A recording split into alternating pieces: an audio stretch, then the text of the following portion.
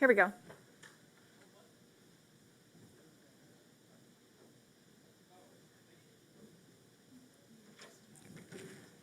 So no visual.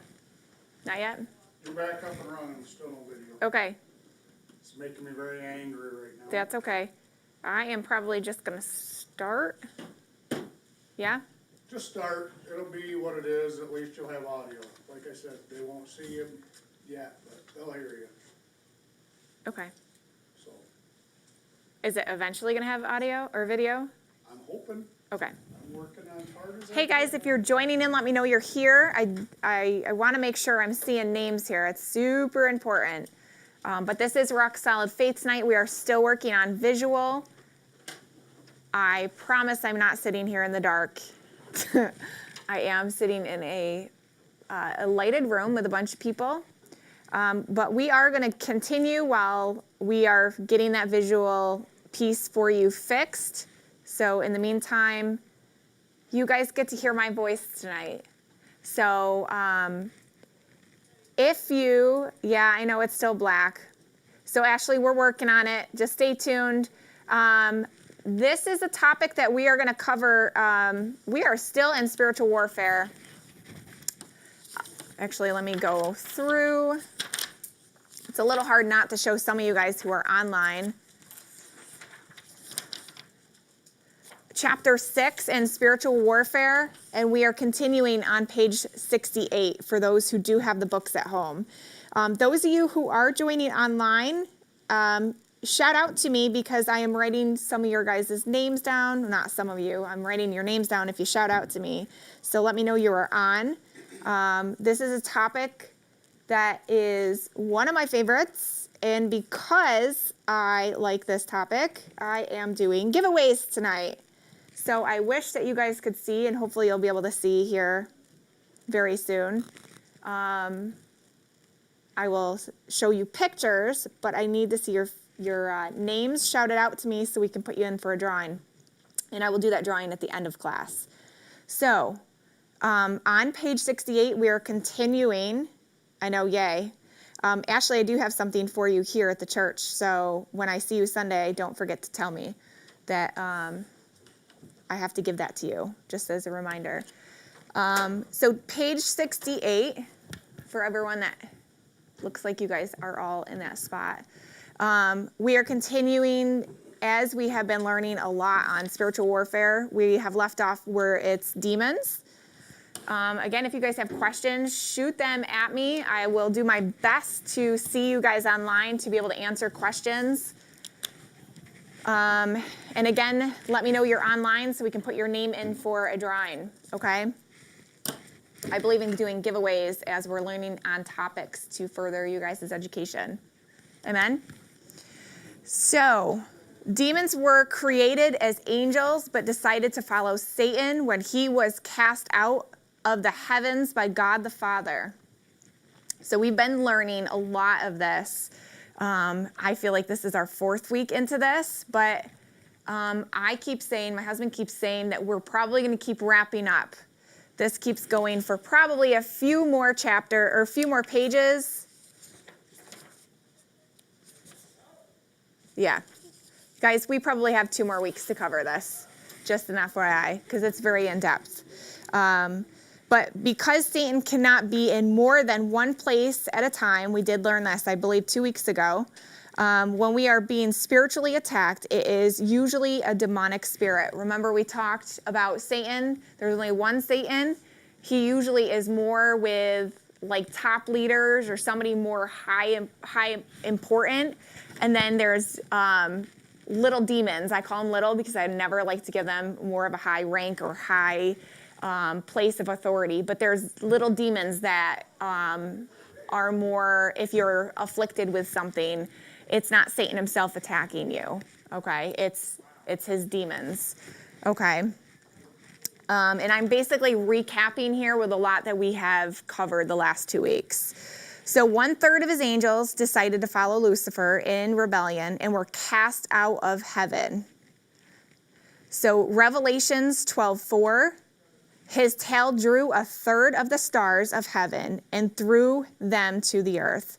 So we know that Satan, with that great fall, him and 1/3 of his angels, oops, that's connected to me. 1/3 of his angels went with him. And we can see a lot of that in Revelations 12:4. Just want to get to this one spot right here. They attack and try to destroy humanity and keep them from the blood of Jesus. So anything that, and remember, the enemy is always out to steal, kill, and destroy. Anything that, and you'll always see that. I remember sharing a testimony back in Spiritual Authority, I believe the chapter right before this. Any time that you are, praising and worshiping and talking about the blood of Jesus, talking about the word when it comes to the blood, the enemy does not like that. But the enemy, more importantly, doesn't want you to know about the blood, learning about the blood. He doesn't want you to get anywhere close to that, because the blood represents what Jesus did on the cross. And all of that authority, that was the final sacrifice that Jesus did. So if the enemy can keep you from the knowledge of what Jesus did, think of how many believers right now as Christians, and this, I'm taking you back one chapter really quick. How many people are saved but don't know it's because the enemy is keeping them from the knowledge to be able to grow and know their spiritual authority. But that blood is powerful. That blood represents so much that Jesus did on that cross. So when we talk about the blood, that's like cringing the enemy. He doesn't even like hearing about the blood. So that's basically what it's referring to. So the blood is huge. Whenever we're in praying or battling spiritual authority, that is a huge thing to be speaking out of your mouth, is the blood. Okay?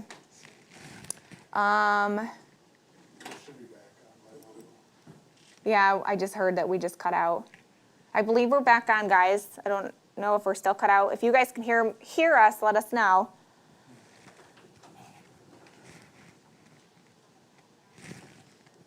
Oh, we can hear us. I don't know how much that went out, but we're here. I can hear me. Okay, so there are many types of demons and different jobs in Satan's realm. So, and I'm going to give you guys a lot of examples here. So there's different demons that cause sickness. Okay, cool. Y'all can hear me. And I want you guys, if you guys are online too, I know a lot of people have pens and paper in this room. If you guys are online, grab pens and paper where you guys are, because I'm one that I believe in having you guys write stuff down so you guys can do your own research and look stuff up, okay? I want you guys to be able to see stuff with your own eyes. I'm one of those people. I believe in having you guys see cool things. So you have demons that cause blindness. You have Matthew 12:22. Then one was brought to him who was demon possessed, blind and mute, and he healed him so that the blind and mute man both spoke and saw. Oh, I think I came on for 1 second. I just saw a flash. I'm a flash of light, guys. So the next one is deafness. Mark 9:25. When Jesus saw that the people came running together, he rebuked the unclean spirit, saying to it, "Deaf and dumb spirit, I command you to come out of him and enter him no more." So really quick on blindness and deafness. One of the greatest, and I have seen this so many times, you can't tell me that God is not real. You cannot tell me. I've seen this with my own eyes. Write this down. You have Ted Shuttlesworth Senior. I want you to look him up on YouTube. His ministry is Faith Alive. He moves extremely strong. When he is ministering, he moves very strong with casting out like blindness and deafness. And just the way he ministers, I have seen this so many times. I love watching him minister. It's almost like people are drawn in services to come, and they're always like popcorned in services with him. But I can't even count anymore how many people in services I've seen their eyes open, their deaf ears open. I've seen it so many times just in front of me alone, just with him. But he is always in services where he flows very, very, very strong in this gift. But another one is, we're still working on video, guys. I know you're saying, where am I? I'm sitting at a table waiting on video. So thank you for all just hearing my voice.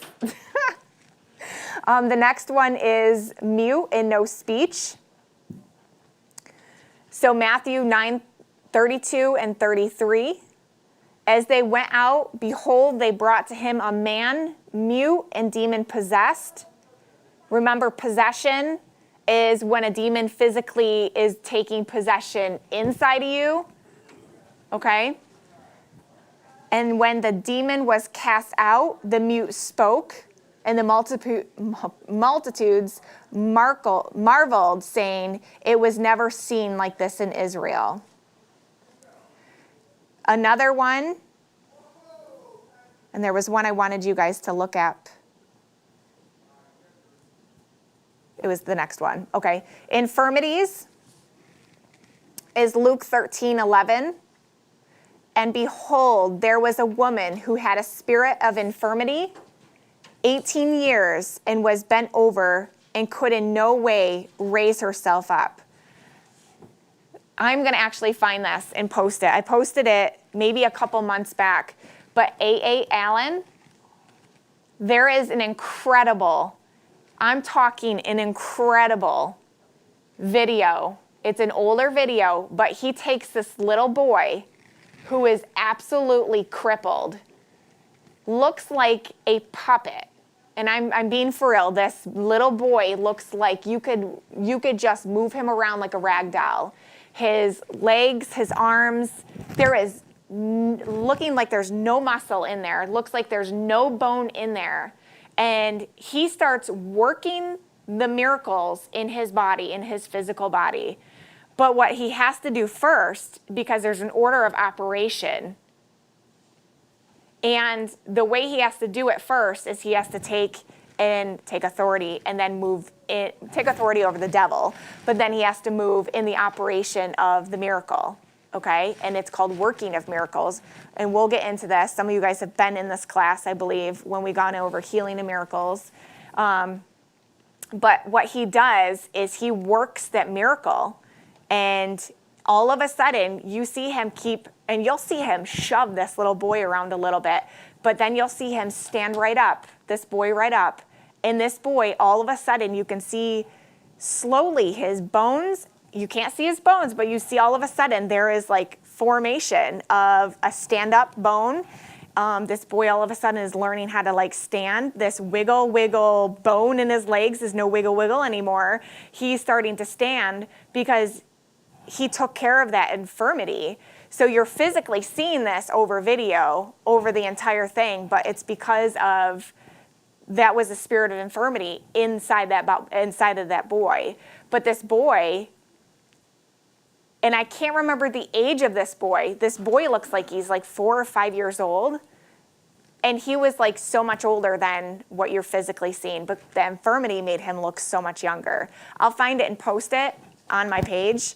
But it's like a wow moment because you actually can see. And if you watch him the way he's ministering, you'll learn how he's doing everything he's doing. Don't just watch the actual miracle. Watch how he's actually doing the miracle. Watch how he's doing everything. And sometimes they do take the microphone away a little bit because they're working everything and doing different things that the public eye doesn't need to see or hear different things. But then you can just watch everything. It's really cool to watch a minister move. Really cool. But then there's demons strive to get people to commit suicide. So Mark 9:22, and often he was thrown him both into the fire and into the water to destroy him. But if you can do anything, have compassion on us to help us. Now, I shared with a lot of you guys, I think in the room, maybe not, but there's a lot of you guys joining online. My testimony alone, I shouldn't even be in the room here. And this is just God that I'm standing here, because when I was, and it's really kind of, I say cool in some ways because God really, even looking back, I have a block that God, it's like a fog, and I don't know how to describe it other than that, because God took a block and made a fog that I don't remember a lot of stuff in a time frame, but I know it's for my good, because in that time when I was going through a lot of, it was like 17, my parents had gone through a divorce, and it kind of backed up a little further because my childhood was very, very rough. And for the sake in case family jumps on, I'm going to be extremely covered up here.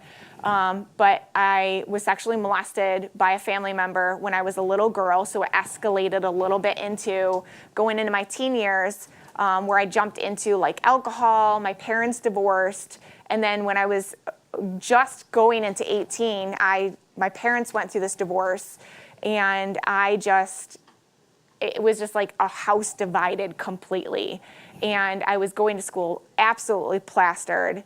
I didn't know where to go because my house is divided. My house is up for sale. Everything was just a hot mess. And I barely was making it out alive.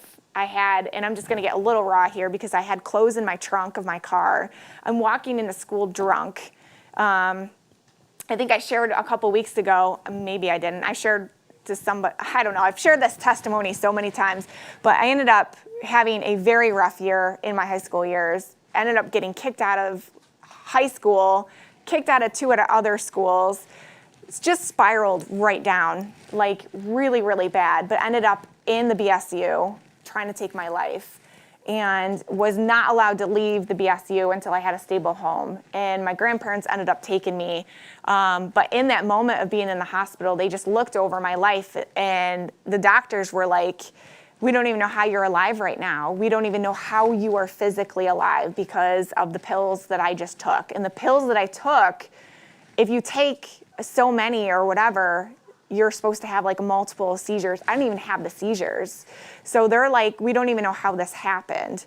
So it wasn't until I got out of the hospital, I had to live with my grandparents, that I ran into my husband, who I have now today.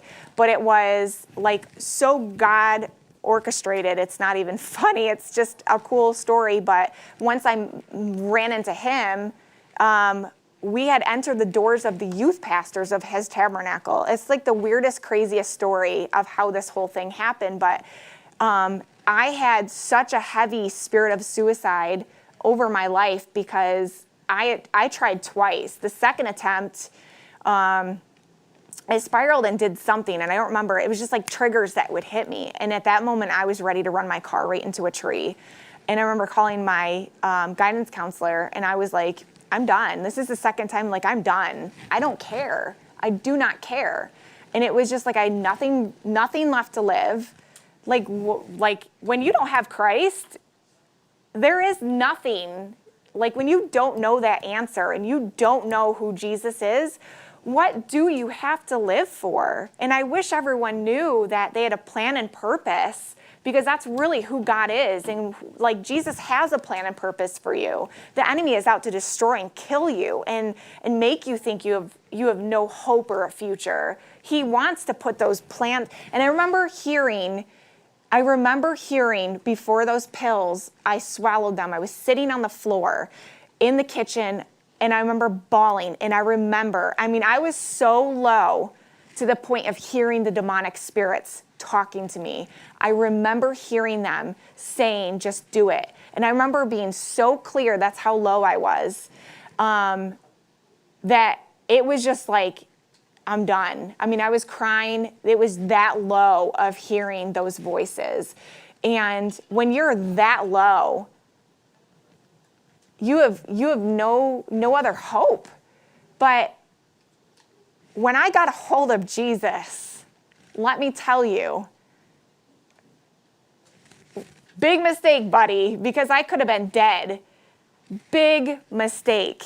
Because let me tell you, this passion that just turned around for the good, I mean, the blood that was shed for me, I didn't even have any like knowledge or hope or a future before, but when I understood and walked through the doors and I had a youth pastor finally say there was a reason why you didn't die.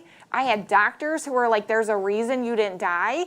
There was people, I walked in his tabernacle and they're like, it just felt like home. And then all of a sudden I'm realizing that God had a plan and purpose. Like, did I ever know that Mansfield, his tabernacle church, I was ever going to end up in this place? No. If you were to tell me that way back then, I probably would have kept running. But guess what? God had a plan and a purpose, a hope and a future. And that spirit of suicide is so foul and reckless that I just can't say that enough. And if anyone is online, oh my gosh, you have a plan and a purpose, and God still wants your life, and it's not over. So I'm very passionate about that because, you know, I'm standing here too, and if God can turn your life or turn my life around, He can turn your life around too. So that is a very strong spirit of suicide. I mean, when you get that low, I don't mess with that suicide spirit. When I can see it, I now am to a point where I can see it on people, and I take a very strong posture with it. So another one, it can be a very touchy subject, so I'm going to very, very much clarify this with people. Another one is mental illness. That's why I said it could be super touchy, so I am going to clarify this one. Luke 8:27, and when he stepped out on the land, there met him a certain man from the city who had demons for a long time, and he wore no clothes, for did he live in the house but in the tombs. So a lot of people, and like I said, mental illness can go in a lot of different directions. I am going to use this person in particular. I'm not going to say her name because this person is homeless in Elmira.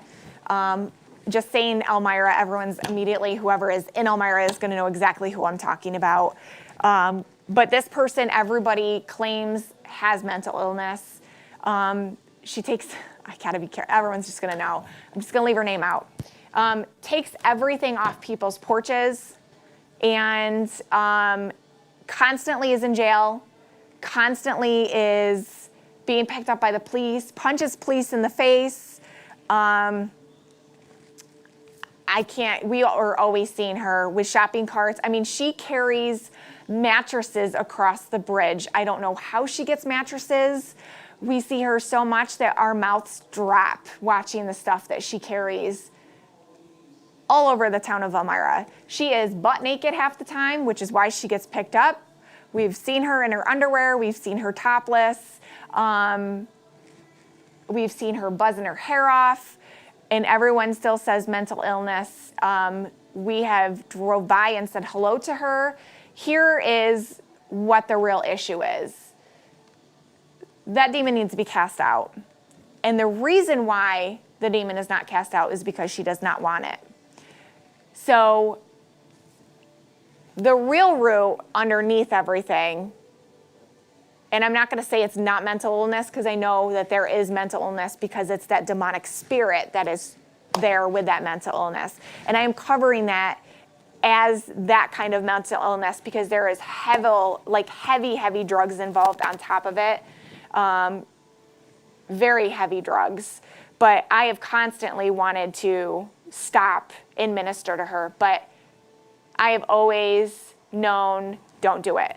Because just like we have said in previous We've taught previous weeks ago, you don't ever pray for somebody unless they're willing. Like, you can pray for them, but you never cast that out unless they're willing to want to be free. Or you can really damage somebody. You can really, really damage somebody. So, and people have helped her. They've tried to rehab her. She does not wanted it or wanted any part of it. But that is a part of a mental illness that is far beyond. There is an actual demonic spirit behind that needs deliverance, very much so. And I'm surprised no one has like called her out by her name, but it's fine. Let's not call her name out, please, just out of protection, because there is a whole Facebook page out on her, just her whereabouts, which is sad. So demons that work in many different areas of people's lives. Ooh, we're doing good timing. There is addictions, and we see this in a lot. I've seen this in my own family. This breaks my heart in a lot of places. You'll see this, and I'll break it down in addictions. You see this with alcohol. You see it with, actually we go right into it. Well, you go into more. You see sexual sin. You see porn, sex before marriage, adultery. You see it with drugs. I personally see it very heavy in my own family with alcohol. I've seen it just destroy and rip through my family with alcohol. And a part of me is like, I don't get it, but I absolutely do, because it is a strong hold that is, sometimes you just want to shake people.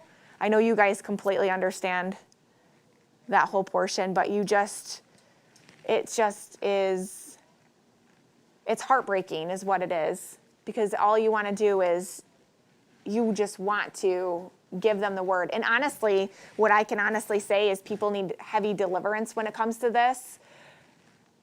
But it is only Jesus. It is only Jesus. And I will say this because I have been delivered myself from alcohol.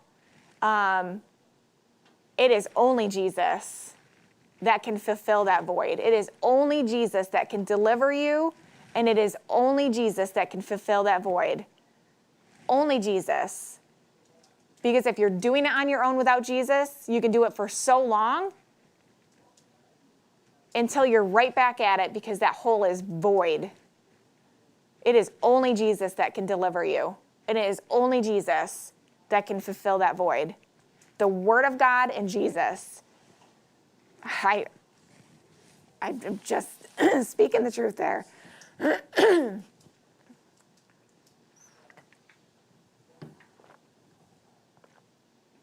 I don't know. Can you guys still hear? I'm seeing technical difficulties. Can you guys just let me know if that's online as well?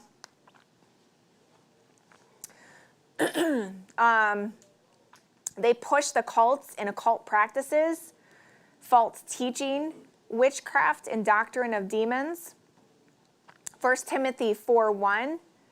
Now the Spirit expressively says that in later times some will depart. Okay, thank you. Some will depart in faith and giving heed to deceiving of spirits and doctrine of demons. I feel like in the and I say end times because I believe we're in the end times, we're starting to see this a lot now, where people are falling away and believing in so many crazy, foolish stuff where it is not even lining up with the Word of God, or even it's becoming seeker-friendly, creating their own doctrines, spooky pookies like we said 2 weeks ago. Let it be the real Word of God, and it's just going on. I don't want to give names at all, but there's a lot of a lot of ministers who are falling away of this. But divisions in the home and church. I'm just looking how far. I'm getting further along than I thought I was. Okay.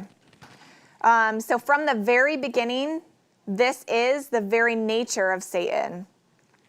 So he's always had the intentions to divide, to come against God, come against the plans of God, come against the unity of God and his people, okay? He understands the power of agreement and will strive to destroy the power of the family through division. How many times do we see this? We see this in church, we see this in family, we see this in couples, we see this in marriages. You see people start strong and all of a sudden they're ripped right apart. You see families destroyed, you see so much just ripped apart. How many, and maybe I'm covering too much here, but maybe I shouldn't. I'm really raw.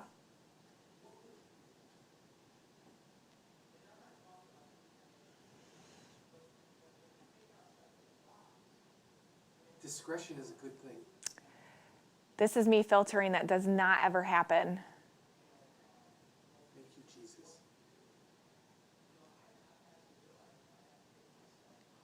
I am going to. I'm going in. Many years ago, David, you'll probably know the answer to this. I'm going in. I'm live. Many years ago, many of the churches in this area, I'm going in, were in unity. How many years ago was that? About 25, 28. Wow, that's longer than I thought it was. I'm talking about Elmira and Corning at that point. I'm talking down here. Oh, yeah, Let's talk down here. It's been a good while. It's been a long time. Okay. I mean, we can cover all areas, but I don't think we've all been in unity while we've been here. We've been here 23 years. okay. Well, let's talk about a mighty move of God, because I know the mighty move of God has flowed down here for a long, long time. And then the unity was here. The move of God was down here. Mm-hmm. And then what happened was unity stopped. Division happened, and people went all different areas. And we'll leave it light just like that, so we don't offend people. Because I don't want to be that offended people, because the word offends. But that right there is the enemy's tactic to divide the church, divide people, to divide whatever he can do to keep people from coming to the house of God, from coming and learning and growing. And now everyone is, and I'm not saying everyone, but instead of a mighty move of God and one accord and people flowing in unity, all these years have gone by, and that destruction, that lie, and what the enemy has placed, there's people who haven't even gone in this area all those years. They have not been back to church, have not returned to church, and not even serving God. Am I right? All these years. But look at one little thing, one little lie that the enemy has placed. And I'm using that just for a simple example of what the enemy can do when you're in unity, and what happens when he can come in and divide. Just wreck a place. Just create disorder. Just know that there's a family that's tight, God's flowing, and comes in and just stops the move of God. Not even stops the move of God, stops you in your own relationship with God. And if that person isn't right with Jesus and something happens to them, what happens to their eternity? That's crazy. He knows that every time there was a great power revealed, the people were one heart and one mind. So we know Babel. Can't even talk tonight. Babel and Pentecost. There were two great examples in the Bible where they were in great unity. My favorite is the Pentecost. I Okay, so the Azusa Street Revival, if nobody has ever heard of it, you need to look it up. Those online, if you have not ever heard of Azusa Street Revival, you need to look it up. There is a book. I have it on my bookshelf, and I can't, Tommy something. Maybe I'm absolutely wrong.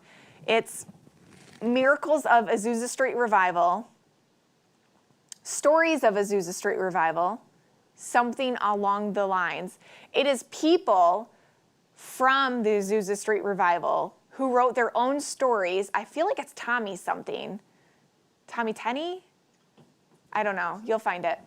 But it is all their stories of their own that wrote in this book. Crazy, powerful stories. But the unity that was in Azusa Street Revival, and the reason why I'm saying this is because God moves when there's unity. God doesn't move when there's discord. God does not move when there's discord. God moves when there's unity. Tommy Welchel. I knew it was Tommy. Welchel? Yes. Tommy Welchel? Mm-hmm. What is the book called? True Stories of the Miracles of Azusa Street and Beyond. True Stories of the Miracles of Azusa Street and Beyond. That is what the book's called. Your wife also said Tommy Tenney. It's not Tommy Tenney. Yeah. Oops, I did the same thing. Tommy Tenney wrote something. God Chasers, that's right. But yes, look at, if you guys have it, it's a great book to get a hold of. I dissected that just to wrap my head around Azusa Street Revival because I did a lot of research when I did William Seymour on that, who led Azusa Street Revival, in case you guys want to research William Seymour. But great stuff to research if you guys ever want to research a great move of God. But it's unity that pulls everything together. Because when you guys are tight all together, there is, and that's key on staying in a tight accord, unity, marriages, family, all of that, because that's going to let me clarify that. That's going to make sure that the enemy can't get in. He's not going to be allowed to get into there at all. A house divided cannot stand. You're going to be tight gripped, not allowing any foothold for the enemy to come in. Okay? So he strives to do all he can do with his demonic spirits to cause friction and division within his family units and churches. And we're human, right? All of us are human. I'm human. My mouth is my worst enemy. I'm always, I'll be the first to say, because all of us are human. We all make mistakes. God gave me a mouth. I always have to get myself corrected, and Lord, forgive me. But we just have to be careful. There are...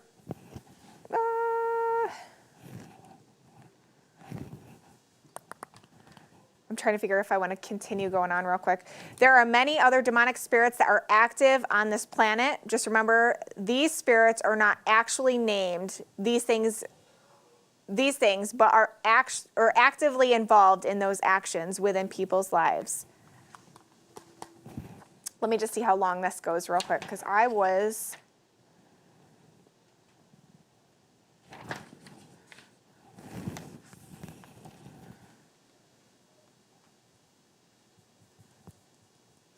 All right, I'll cover a little bit of this. I don't know what he's doing out there. This is just another really heavy. Does anyone have questions before I get a little too far? I'm going into, the next topic is like heavy, which is why I'm not going to take it too far. Do you have names? If you guys are just joining on too, let me know you're on, because I am doing giveaways. I believe in education. And 2 of my books I'm giving away tonight, I have them ordered already on Amazon. They're coming in. So when they come in, I will make sure I give them to whoever. But I have Healing the Sick by T.L. Osborne. I believe in the Word, and that is loaded with the Word on healing. And the second book is called Hell's Spells by Pastor Jim Rayleigh, who is a crazy, on fire, Pentecostal pastor out in Ormond Beach, where we always go. But this here is, and I'll give you a quick background on this. This Hell Spells draws from Paul's writings to Galatians church to bring you a fresh awareness of Satan's spells and strategies, demonstrating how you can break free from the influence of such evils as controlling spirits, generational curses, witchcraft in the home, cutting through the sensationalism of spookiness of spiritual warfare, enables you to identify, understand, and break every bewitching spell the devil wants to launch into your life, your family, and your purpose. Powerful book. So I will be giving a drawing at the end and finding winners. Okay, so moving on really quick. We have the occult. Knowing the spiritual world is very real. It is important not to dabble in these areas. And I'm sure there's going to be lots of questions on this. We always get questions on these. These areas can put us in bad spots.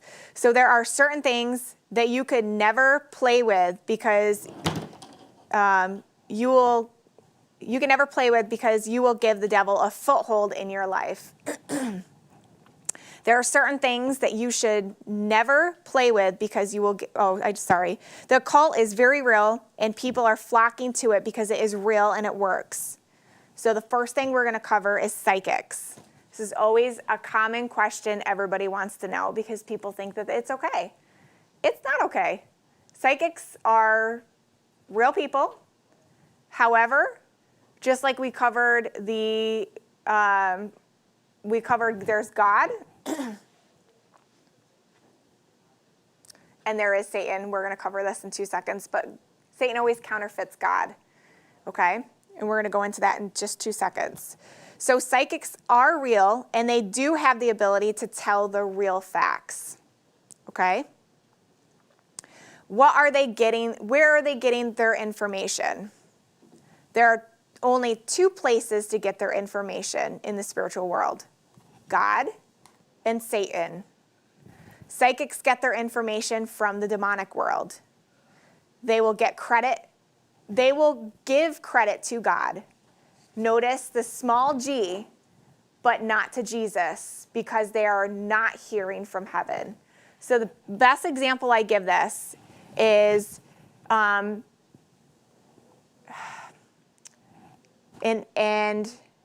you have the prophetic world, so God speaks to you, and you move in the prophetic. Well, because God is speaking directly through you, we're spirit, okay? The enemy always likes to counterfeit what God is doing, okay? So God is all-knowing. When you move in the prophetic, and I'm going to touch light in this because we go heavier in this, so I don't want to confuse you. God can tell you conditional things. So he can tell you stuff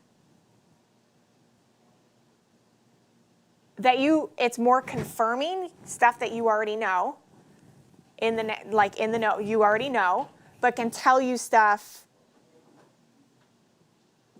in the future, but it's still conditional. You put it in your back pocket. The enemy doesn't know the future. Only God does. He only knows the past and right now. That's it. That's it. Psychics always try to go beyond, but that's not the truth. we'll go into that in just a second. I just want to give you guys that quick analogy from how God moves in the counterfeit, okay? I don't want to confuse you, so I'm going to stop right there, okay? Okay. So because psychics are tapping the demonic world, they are able to tell the past and the present in amazing details. Because demons can see those things and experiences. Psychics cannot tell the future because demons do not know the future. They will predict, and when people hear it, they will actually aim their life in that direction and make things happen themselves. Have you guys ever said something so much because you believed it that it actually happened? How about goals? Have you guys ever said something so much that you actually believed it and you actually made it happen?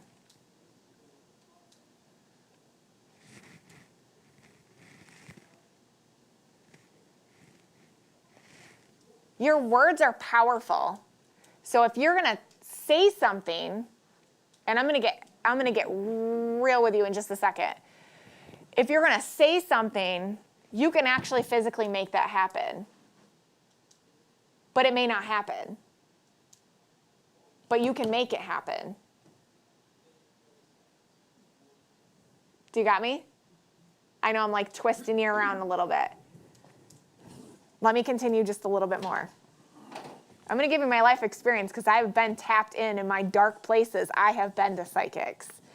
And I have had to get delivered when I first got saved.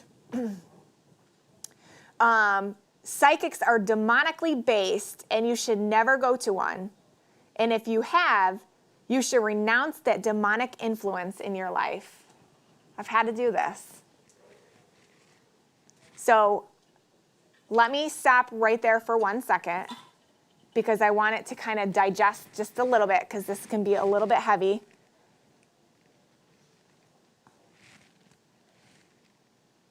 And I'm going to make sure I answer some questions. When I went to a psychic, I was not saved. I actually tapped into some crazy stuff. I mean, I was totally having fun with it. Ouija boards that moved. I'm telling you, nobody moved that Ouija board. Crazy stuff. But I was that far into the demonic that it doesn't shock me.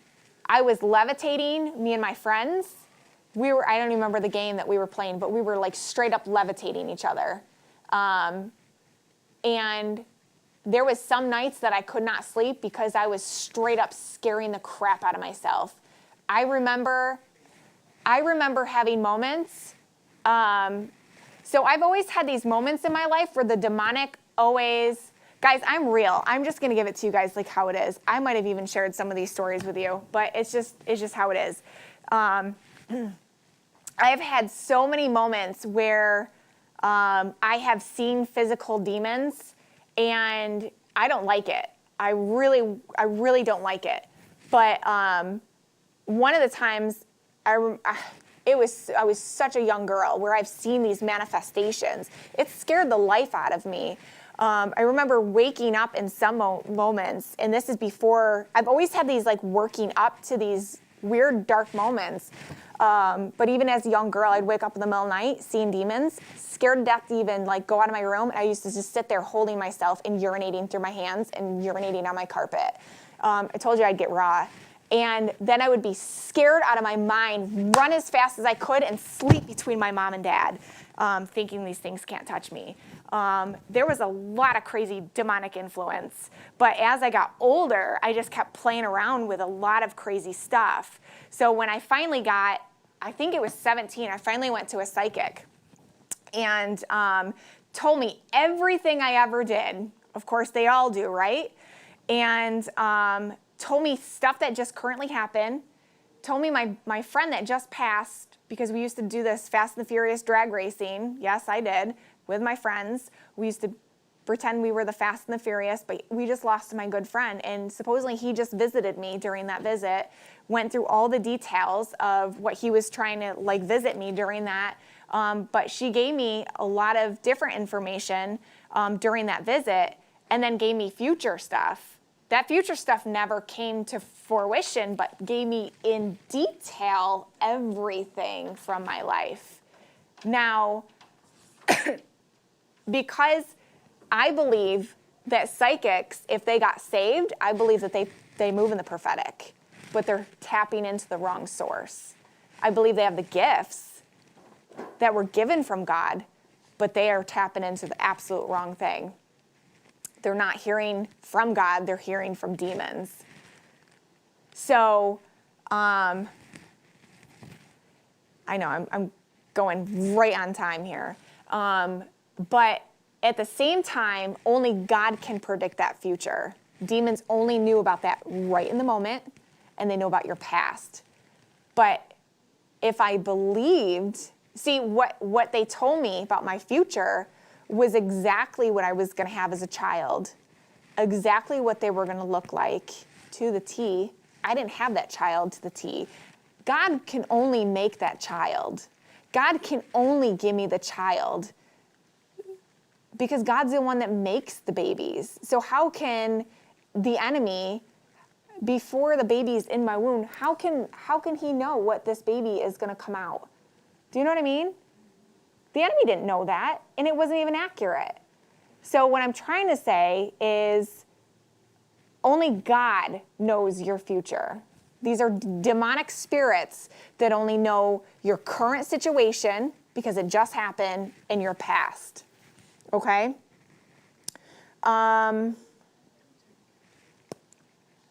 Any questions in the room? Because I'm not going to go further. This is definitely going to get very, very, very heavy. And I don't want to go too far because it is going to definitely, it's going to get heavier. This is a hard, like it's not a hard topic, but it's a heavy topic.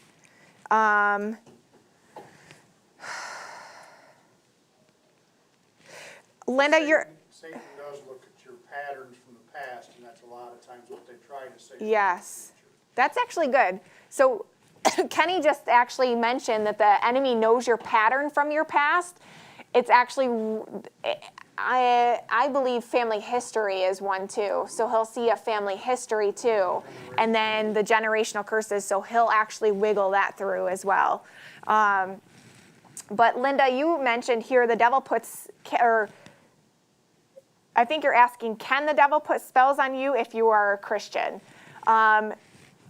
He can't put a spell on you if you're a Christian. That's not, can't put a spell on you. However, you can open up a major, major door for the enemy to come into your life. And you're opening up an opportunity not only for a foothold, but you're opening, you could be, oppression can come on, depending on, I guess I'm looking further into what exactly your question is. But it's footholds in general. Anything you open as a door, you're opening for the enemy completely to just have its way in your life. So either way, I guess to answer that question is don't open that door. Just don't open it. Does anyone online have questions? I feel like I have answered. I don't know if I'm seeing any more. Nobody has questions? Guys, let's do some drawings. Do you have names? I almost forgot. I'm not going to lie.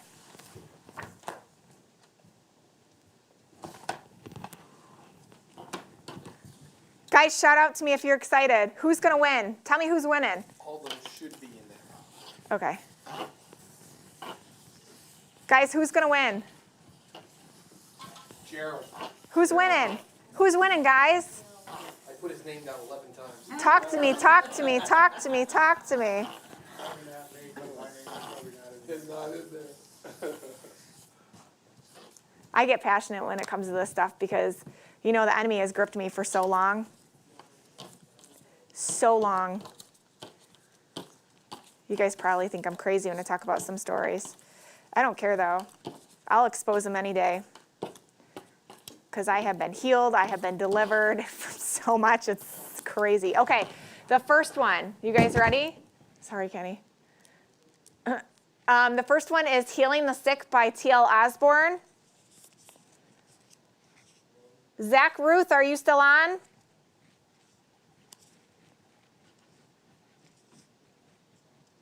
You got to be on to win.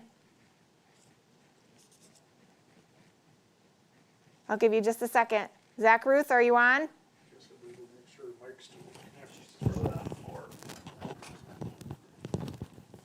Awesome. Zach, you got Healing the Sick by T.L. Osborne.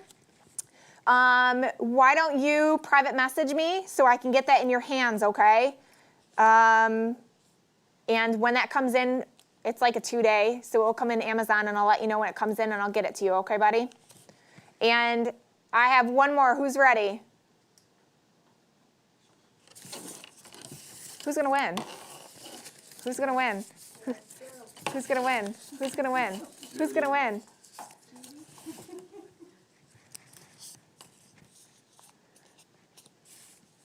Okay, you guys ready? John Allen, are you on?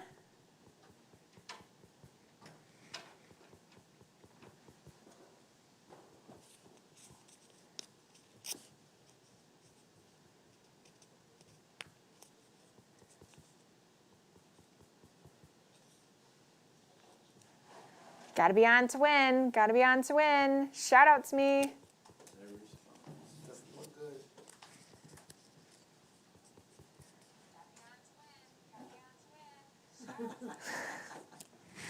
My nice echo. Oh no, did he get off right before the drawing? I'll give you 10 seconds to respond before I draw another person. Hurry up. 10, 9, 8, 7, 6, 5, 4, 3, 2, 1. John, you should have stayed online. Okay, next person I'm drawing. Who's going to win? Who's going to win? No, Ashley, you don't have to be in person. I'm pulling online people as well. But you do have to stay on for me to draw you.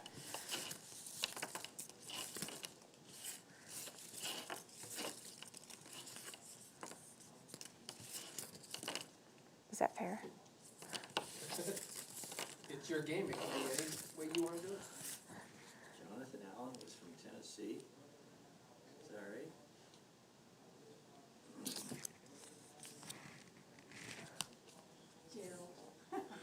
It's Gerald? Oh, It's Gerald. And the winner is Gerald. Sometimes you can prophesy things into existence. Yeah, or you can put 11 names in. Yeah. All right, guys, we have picked the winners. So thank you for those who stayed on. And Got what you wish? you guys rock. We'll see you next week at 7 p.m. Love you guys. in the house. In the house. Actually, I think we're still on, even though I just got off. So awesome. So you're going to really enjoy that, Gerald.